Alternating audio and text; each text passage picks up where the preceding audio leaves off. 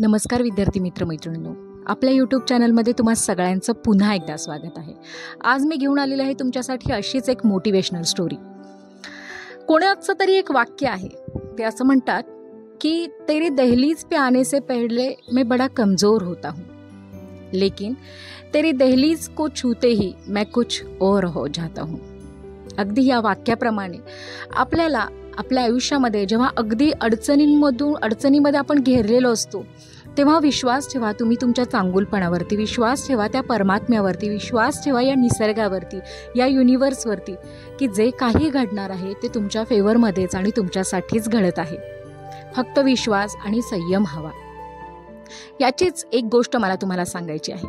एकदा काय होतं, एक डॉक्टर असतो आणि तो डॉक्टर एका कामानिमित्त एअरपोर्टवरती म्हणजे फ्लाईटनी जाणार असतो। मग तो एअरपोर्टवरती आल्यानंतर त्याला असं लक्षात येतं की वातावरणाच्या काही बदलामुळं ती जी फ्लाईट आहे ती कॅन्सल झालेली आहे आणि बाहेर इतक्यात मोठ्याने पाऊसही पडायला सुरुवात होते। आता हा धो पडणारा पाऊस आणि फ्लाईटही कॅन्सल झाली, अशा वेळेस सर्व्हाइव्ह करायला कुठंतरी जाणं गरजेचं आहे आणि तो त्याच्या शहरापासून एका दूर ठिकाणी गेलेला असतो। आता तिथून तो फ्लाईटमधून त्याच्या अपेक्षित स्थळी जाणार असतो।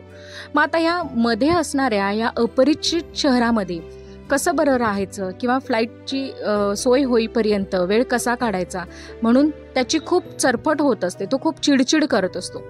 तेव्हा तिथं जवळ असणारी एक व्यक्ती त्याला सल्ला देते की तुम्ही असं काय नाही करत, टॅक्सी करा, एखाद्या जवळच कुठल्या तरी एका हॉटेलमध्ये किंवा कुठल्याच्या तरी घरी एक काही तास तुम्हाला वेळ मिळतोय का बघा विश्रांतीसाठी, आणि मग पुढे जेव्हा फ्लाईटची सोय होईल तेव्हा तुम्हाला बद्दलचं इंटिमेशन मिळालं आणि तुम्ही या। तेव्हा मात्र अगदी रागारागातच एक टॅक्सी तो डॉक्टर बुक करतो आणि त्या टॅक्सीमधून एका सुरक्षित स्थळी किंवा एखाद्या हॉटेलमध्ये त्याला जागा मिळते का ते बघण्यासाठी तो जातो। आता बाहेर तर धो पाऊस पडतोय, विजा कडकडतायत, वादळ वाराही आहे सोबत। अशा वेळेस ना त्या टॅक्सीवाल्यालाही बऱ्यापैकी कळत नसतो, रस्ता दिसत नसतो आणि त्यामध्ये होतं काय की रस्त्यावरती पाणीही ठिकठिकाणी साठलेलं असतं। मग त्या टॅक्सीवाल्याचा जो रस्ता असतो तो चुकतो। आता हे त्या टॅक्सीवाल्याला ठाऊक असतं, पण डॉक्टरला तर ठाऊक नसतं, कारण तो त्या शहरामध्ये नवीन आहे।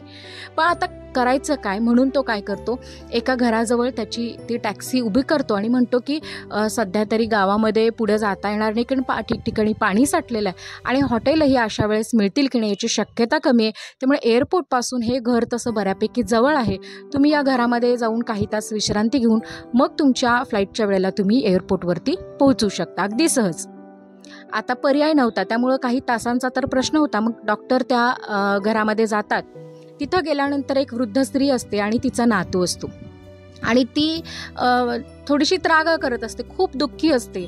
डॉक्टर तिला विचारतात त्याचं कारण काय, त्यावेळी ती म्हणते की बाहेर इतका पाऊस पडतोय, मी देवाला विनवण्या करते, आणखीन मला एका दिल्लीच्या मोठ्या शहरातल्या एका डॉक्टरांकडे माझ्या नातवाला दाखवायचं आहे आणि ती त्या डॉक्टरचं नावही सांगते आणि तुमची ओळख असेल तर तुम्ही थोडंसं सुचवा, कारण मी तर माझं गाव सोडून किंवा माझं हे शहर सोडून मी कुठेही गेलेले नाही आहे आणि या मुलाचे ताईवडील खूप लहानपणीच वारलेले आहेत आणि याला एक असाध्य रोग झालेला आहे आणि त्याचं निदान फक्त ते डॉक्टर करू शकतात।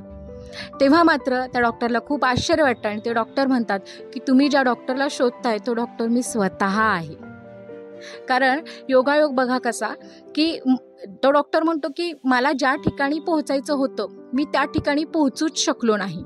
कारण काय, कारण माझी फ्लाईटची जी काही वेळ होती ती बदलली, आणखीन मला फ्लाईटची वेळ बदलली म्हणून मी एका हॉटेलमध्ये जाण्याचा प्रयत्न केला, पण तिथंपर्यंतही मला जाता आलं नाही आणि बघा मी बरोबर तुमच्या दारामध्ये पोहोचलो। मग याचाच अर्थ काय की आपण बरेच प्लॅनिंग करतो आपल्या लाईफबद्दल, परंतु जे घडतं ते आपल्या फेवरमध्येच असतं हे कधी कधी आपल्याला खूप उशिरा कळतं। त्यामुळं तुमच्या आयुष्यामध्ये सध्या जे काही घडत चाललेलं आहे त्याबद्दल थोडंसं संयमाने राहा, थोडंसं धीराने घ्या। काय माहिती आपण स्वतःबद्दल जो विचार केलेला असणार आहे त्यापेक्षा बेटर नेक्स्ट असं काहीतरी आपल्याला आपली वाट बघत असणार आहे। त्यामुळं माझा व्हिडिओ आवडला असेल तर नक्की लाईक करा. माझ्या चॅनलवरती नवीन असाल तर सबस्क्राईब करायला विसरू नका. पुन्हा भेटू एका अशाच नवीन व्हिडिओसह. तोपर्यंत all the best. Take care.